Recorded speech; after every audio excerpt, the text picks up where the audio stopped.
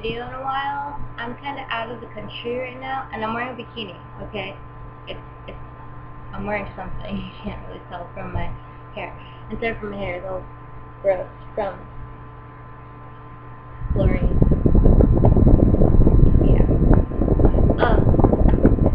So I'm at the beach right now in El Salvador, where I live, technically. My hair is disgusting. It's all curly hair. It's uncontrollable. It really is. I don't like it. I really like it. So, I don't know if you can tell I'm talking weird. I can barely open my mouth. I got 4 wisdom teeth pulled out. All 4. I got 2 yesterday done. You can't really tell the 4.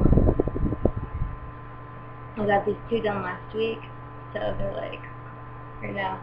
And I literally just took one of my pills for it too. Lots of pills. Okay, so the reason for this video is besides me rambling on and on about nonsense. I wanted to do a candy tag. I wasn't technically tagged, but I don't have a lot of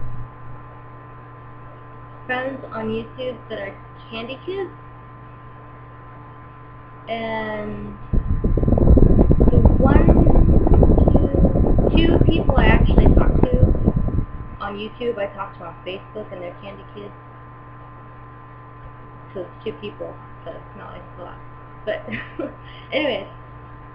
But, you know, I also do watch Ginger Candy, and, sorry I keep touching my mouth there. I'm going to technically still talk, and the dentist, orthodontist guy, cut my mouth hair here with the yanking thing. Anyway, so, there's a cut, and it hurts. So it feels weird when I talk. Anyway, so, I wanted to do a candy tag video.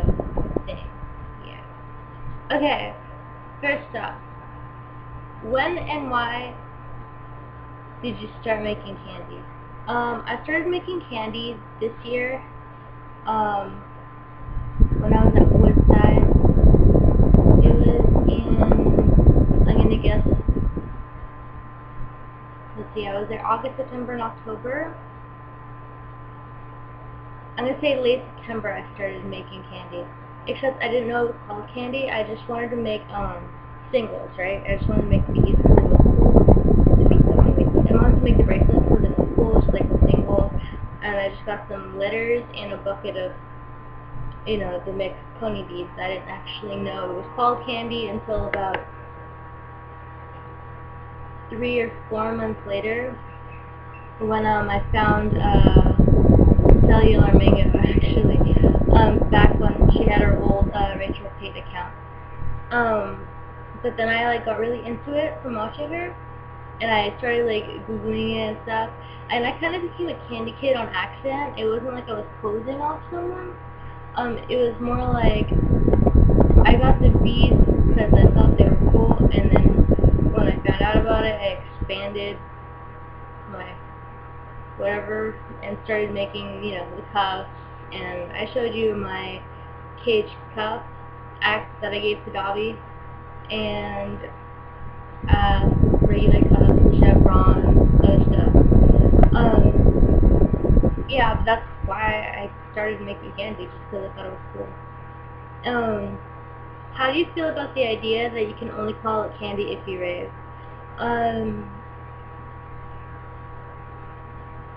That's not necessarily true, because there's a lot of candy kids that don't rave, they just like making candy, right? There's a lot of candy kids that are not old enough to go to raves, that are not allowed to go to raves in general. I am not officially allowed to go to raves, but my mom knows I've gone to some. Like, the first rave I went to was not technically a rave, because it was at an anime convention. It was at Tagg Anime this last winter.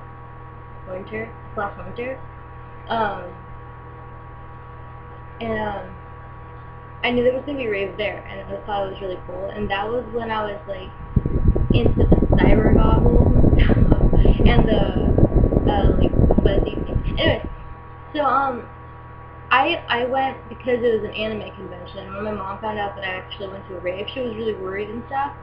But then I also went to the rave at Pride, and then she was fine with that because, you know, I told her, you know, there wasn't, like, my mom knows that I don't do drugs and stuff, so, I mean, if they're going to be doing drugs, they're not going to be doing drugs. So, I mean, like, I think she's just more worried about me, like, I don't know, being influenced. But I mean, all it is loud music and trading candy and dancing and whatever. But yeah, I mean, if you want to call it candy, call it candy. I mean, the only time you really shouldn't call it candy is, no, scratch that. The only time it shouldn't be called candy is Hot Topic selling it. That's just offensive. That is offensive. Otherwise, you can call it candy. I don't care if you rape or not. Don't. Whatever. You can call it candy.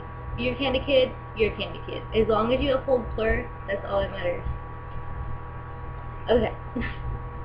Do you rave?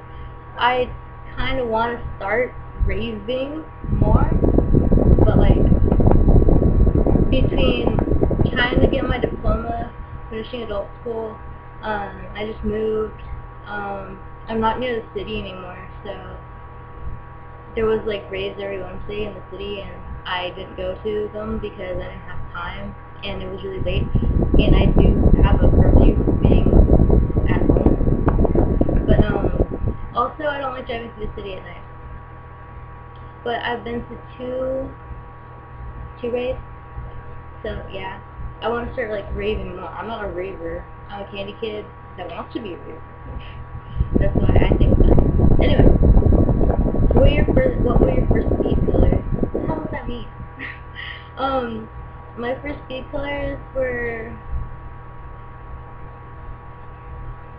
pink, purple, and blue. Baby blue, lavender, and baby pink. Yeah. Can you read candy patterns? Yes, I can. I've been making candy posters and the long candy cups. Well, going the Diego ones, but you have to be able to read candy patterns for that. I do use the numbered ones sometimes, and other times I can do it without it. It's easier to do it with the numbers, but it's also kind of confusing because when you get to the next part, you're on a different number from the other thing. So it's really useful to be able to read the candy pattern without having the numbers there. Where do you get your patterns? I get mine from candypatterns.com or make my own. I get the candy pattern sheet thing from candypatterns.com. And then I just color it in with whatever pattern I want. I've only done that twice for my BOTDF cup, but I had to take it apart because I didn't want to be green.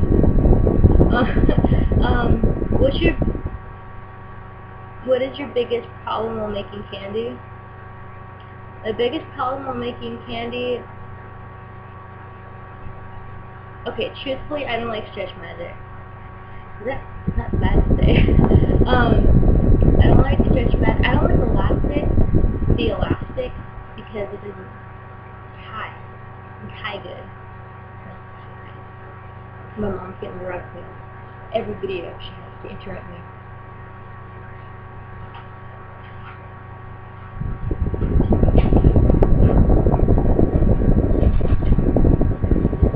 Hello. What are you doing? Making a YouTube video. Do you want to know how? Ice pack and more tapioca. More tapioca? Yeah. More? Yeah. You have your spoon? Yeah.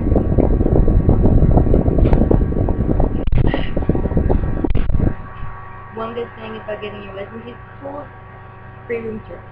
Anyway, biggest problem when making candy is tying the string, and sometimes when I tie. This one time I was making a dead mouse cup and I got like this far, and I used like 3 things of string, and the middle part came undone, and so it came like apart like that. It was horrible. I don't like elastic string. I'm trying to get more used to using it. I'm using bead and stretch now because I have Walmart now, and their bead selection is better than Michael's. Well, Michael's I was going to. I'm going to start going to Michael's because I'm moving.